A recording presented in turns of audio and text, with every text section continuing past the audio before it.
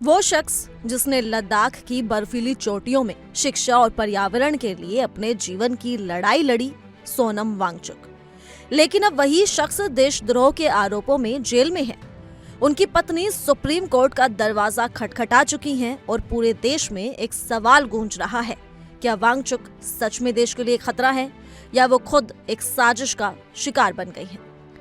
बात 26 सितंबर 2025 की है। लद्दाख के लेह में स्थानीय लोगों द्वारा आयोजित एक शांतिपूर्ण विरोध प्रदर्शन अचानक हिंसा में बदल गया। उसी के बाद बिना किसी ठोस कारण के सोनम वांगचुक को राष्ट्रीय सुरक्षा कानून के तहत गिरफ्तार कर लिया गया।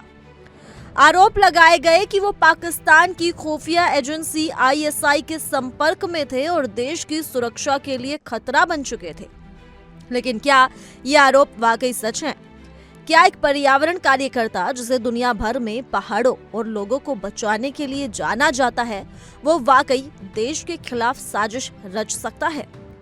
अब इस पूरे मामले में सोनम वांगचुक की पत्नी गीतांजलि जे अंगमो ने सुप्रीम कोर्ट का रुख किया है। उनका कहना यह है कि सब एक पॉलिटिकल विच हंट है। उन्होंने साफ शब्दों में कहा है कि वांगचुक को झूठे आरोपों में फंसाया जा रहा है और लद्दाख पुलिस उनके खिलाफ झूठा एजेंडा चला रही है।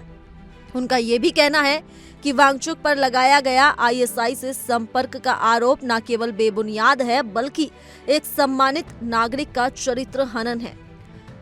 अंगमो ने आरोप लगाया है कि DGP और अन्य अधिकारी छठी अनुसूची लागू नहीं करना चाहते और इसीलिए सोनम वांगचुक को एक बलि का बकरा बनाया जा रहा है। उन्होंने राष्ट्रपति द्रौपदी मुर्मू, प्रधानमंत्री नरेंद्र मोदी और गृह मंत्री अमित शाह को पत्र लिखते हुए सवाल किया है कि क्या हमें अपने पति से मिलने का हक नहीं है? क्या हम उनके स्वास्थ्य की जानकारी पाने का अधिकार नहीं है? 26 सितंबर से आज तक ना तो मैं ना ही कोई परिजन उनसे मिल सका। क्या भारत के नागरिकों को शांतिपूर्ण अभिव्यक्ति और आवाजाही की आजादी नहीं है? गीतांजलि अंगमो ने सोशल मीडिया प्लेटफॉर्म पर एक भावुक पोस्ट में लिखा कि ये केवल मेरे पति की गिरफ्तारी नहीं है, ये एक विचार की हत्या है। जो लोग पहाड़ों की रक्षा कर रही हैं, उन्हें ही आज जेल में डाला जा रहा है। उनके इस बयान के बाद सोशल मीडिया पर भारी समर्थन देखने को मिला है।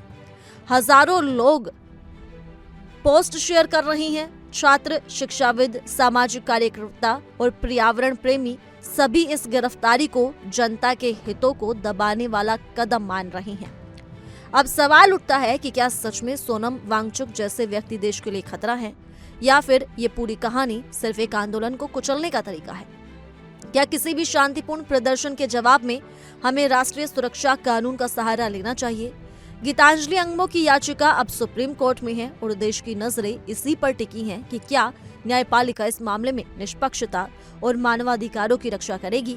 एक और जहां वांगचुक की रिहाई की मांग तेज हो रही है, वहीं दूसरी ओर ये मामला एक बड़ा टेस्ट बन चुका है भारतीय लोकतंत्र, अभिव्यक्ति की स्वतंत्रता और न्याय प्रणाली के लिए। क्या कहना चाहेंगे आप इस पूरी खबर को लेकर? आप हमें कमेंट कर जरूर बताएं और इसी तरह की तमाम खबरों के लिए जुड़े रहिए इंडिया डेली के डिजिटल प्लेटफॉर्म के साथ।